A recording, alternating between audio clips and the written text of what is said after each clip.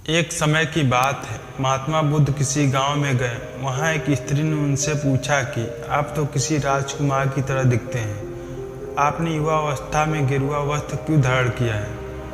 बुद्ध जी ने उत्तर दिया, मैंने 3 प्रश्नों का हल ढूंढने के लिए संन्यास लिया है। बुद्ध ने कहा, हमारा शरीर युवा और आकर्षण है, परंतु यह वृद्ध होगा, फिर बीमार होगा और अंत में यह मृत्यु को प्राप्त हो जाएगा। मुझे वृद्धावस्था, बीमारी और मृत्यु के कारण का ज्ञान प्राप्त करना है। बुद्ध की बात सुनकर स्त्री बहुत प्रभावित हो गई और उसने भोजन के लिए आमंत्रित किया। जैसे ही यह बात गांव के लोगों को मालूम हुआ, सभी ने बुद्ध से कहा कि वे उस स्त्री के यहाँ न जाएं, क्योंकि वह स्त्री चरित्रहीन है।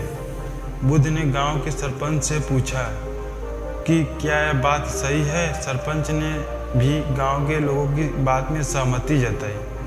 तब बुद्ध ने सरपंच का एक हाथ पकड़कर कहा कि अब ताली बजाकर दिखाओ। जब सरपंच ने कहा कि यह असंभव है, एक हाथ से ताली नहीं बज सकती है, बुद्ध ने कहा कि ठीक इसी प्रकार कोई स्त्री अकेले ही चरित्रहीन नहीं हो सकती है। यदि इस गांव के पुरुष चरित्रहीन नहीं होते तो वह स्त्री भी चरित्रहीन नहीं होती।